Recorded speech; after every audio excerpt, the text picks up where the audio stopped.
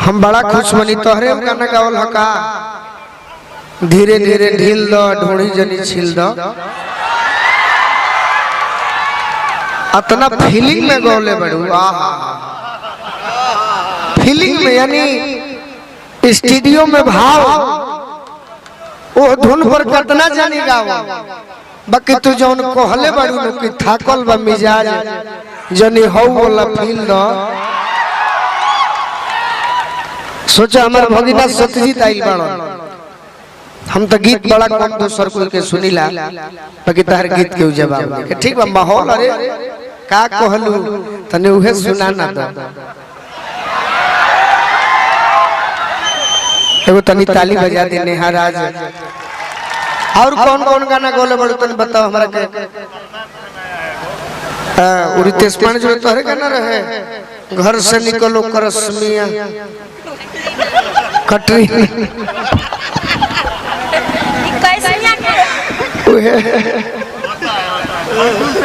ओ भाई चाप के जी भलपटा जला का करब सरकार घर से निकलो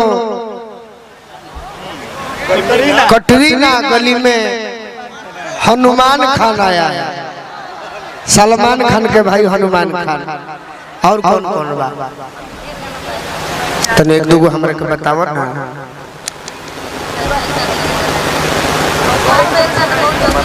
आओ लबा चलो शुभकामना बा तो गीत तनी उहे हो जाए एक बार सुना दो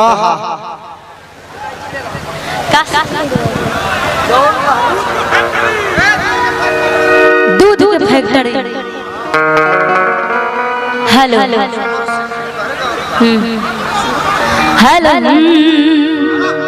खड़ा हो गई हमरा त मन करतला कि बैठिए के गाड़ी हेलो कि हमर दूध गोबा दूध के फैक्ट्री आके करियो में नौकरी कितना खा मिली खाए खाती खखरी आके करियो में नौकरी अभी और भी गाना आइल बाटे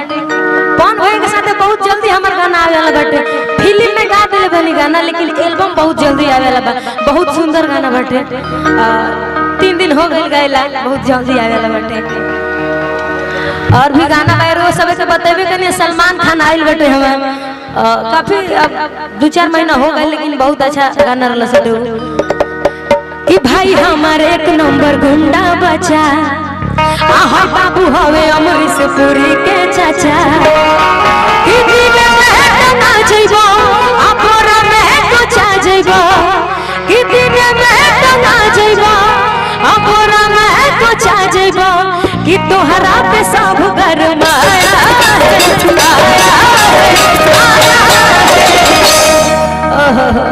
कि घर से निकलो कटा रीना गली में सलमान खान आया है एगो और हमर गाना आई रहे बहुत सुंदर काचा बेदाम डुएट गेल रहे राकेश मिश्रा जी के साथ बचपन का प्यार आइल रहे अंकुश राजा जी के साथ कलू जी के साथ मुखिया भीएस मुखिया खेसारी भैया के साथ अभी बहुत जल्दी गाना आयल बहुत सुंदर सुंदर एगो और आइल रहे हमर गाना कि मरद हपी अकर साला भूल जाएगा कि होते सवेरे बबुआ अरे सब भूल जाएगा कि मरद हपी अकर साला भूल जाएगा बहुत अच्छा गाना अभी वो गाना ऑर्केस्ट्रा में गाना है जो अभी गोलू भैया बतानी है अभी ट्रेंडिंग में चलता है एक लाइन गाई घर में चिपकेली जैसे चिपके दीवार से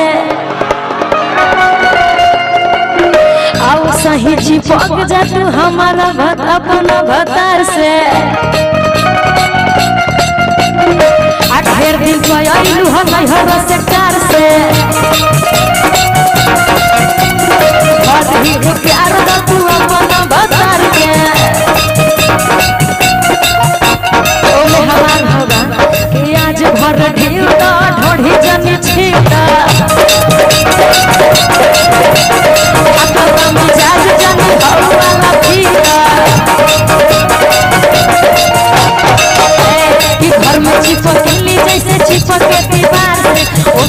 चिपक जा तू अपना भतार से।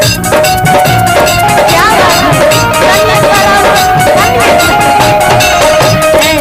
हैसन ओरिजिनल फील यहाँ के देतनी हे जा पूरा पब्लिक के सामने हम तो भोकर रूम में फील देले बनी लेकिन यहाँ के ओरिजिनल फील देतनी पूरा धोती उठा के कि घर में छिपक ले जैसे छिपक दीवार से ओ सखी छिपक जा तू अपना भतार से। ढेर दिन पर आई हमारी हवा से प्यार से और भी घुमा जाता तू अपना भतार के। आज भर झीलता ओढ़ी जमी झीलता पता में राज जाने भौवाला झीलता। बहुत अच्छा रुआ कह दम है तो गा देली है ना तो हमरा जगह में लाज लगत रहल। लाज क्या है लगता स्टूडियो में गा दे हलू लोग सुन ले बत मंच पर उहे तार हिट बत लाज क्या है गलती को होता नहीं भैया जब वो इजा गा दे हलू स्टूडियो पे यही तरी मामूली फील्ड हो मंच जौन हो ओरिजिनल अखाड़ा हो तो जब अखाड़ा में ना कहबू तो कहाँ कहबू इतार शब्द जौन बानू ढोणी छील दो कतना नौजवान बर्बाद हो गईले। एगो हमार भगिना बा हमार भगिना के अपन मामा के गाना सुने के चाहिए बाकी नेहा राज के गीत के फैन हो गई बा कहीं झगड़ा कर देता परसों गोली चलो ले भाई ही गीत खातिर कत ना लगी केकर गाना बा तो गोलू राजा के कौन गाना नजरिया के बात मन करो तब कोनी कौन सुनबे भगिना तब कहता ऊ है धीरे धीरे ढील दो आ ढोड़ी जनी छील दो ना हालन के करे के अच्छा गाना बा तो लजाए के नहीं के बाबू खूब ये के दुल्हा बनी का रौरे दुल्हा बनी संजीव भैया ठीक बा कुछ कहे दी हमरो के पहले तो हमरा ओर से शुभकामना बा धन्यवाद आपका कि जोड़ी बन रहे दुल्हा दुल्हन के 2-4-6 महीना में जोड़ा बेटा होखे एगो के नाम गोलू होखे एगो के नाम राजा होखे और तीसर का जौन सुपुत्री होखे ओकर नाम अंजनी होखे। तो एगो ताली बजा दी हमरा संजीव भैया खातिर और नेहा राज के गीत रो सब सुनत नहीं सुनी अच्छा गीत बा और एकर धुन जौन बा सबसे प्यारा बा तो गावे के बाल बजाए के नहीं खे गा दो ओकर बाद फिर हम शुरू कर खोली तो थोड़ा हेलो हेलो हेलो रहे दी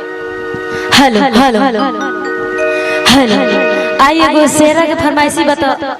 हाँ एक एगो मुखड़ा एगो अंतरा गायब सेहरा ओकरा गोलू भैया